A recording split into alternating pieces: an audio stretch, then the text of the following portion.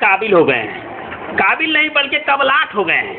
कहते हैं कि माशाअल्लाह अल्लाह ने कुछ सेटिंग फिटिंग में गड़बड़ी कर दी है। मतलब का कहते हैं, अब देखिए आम का पेड़ इतना मोटा मोटा, आम इतना छोटा छोटा, और तरबूजा का गाछ इतना पतला पतला, तरबूजा इतना बड़ा। तो हमने पूछा तब तोरे हिसाब से क्या होना चाहिए?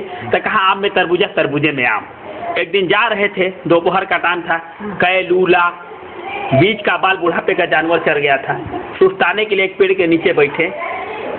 दोपहर का समय था, ठीक एक पका हुआ आम उनकी बीच खोपड़े पे गिरा, सर सोहलाते हुए उठ गए। कहा कि हाँ अल्लाह ने सही किया जो किया। मतलब अल्लाह ने अगर आम के पेड़ पे आम रखा है और तरबूजे के बदले में तरबूजा रखा है, वरना अगर यहाँ तरबूजा होता तो हमारा कोहरा मर्तबा हल हो गया होता है।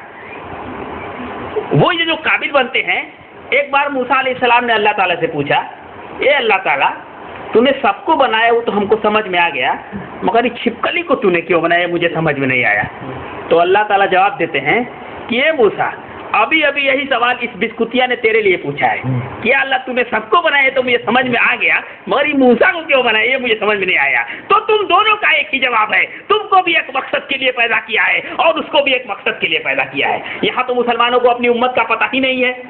कलकत्ते में चले जाओ, किसकी उम्मत हो तुम? हाँ हम उम्मत सरदार की बाड़ी में रहते। अबे तू है किसकी उम्मत? हम बोले साहब हम दिन भर काम करते हैं, हमें सब झोल झाल में नहीं पड़ते हैं। और हम पूछ रहे हैं उम्मत किसके, तो उम्मत सरदार की बाड़ी बता रहा है। अरे वो तो बकरी थी कि चली गई, मौजिन ने दौड़ाया, एक आदमी आया कहा कि ये बकरी कैसे चली आई? अरे मौली साहब आपने हमको कभी देखा है मस्जिद में? ना। हमारे अब्बा को? ना। अरे मौली साहब हम भी नहीं आते, आज ही बकरिया की वजह से आना पड़ गया है। देखिए कान पकड़ते हैं, आज के बाद हम कभी नहीं आएंगे।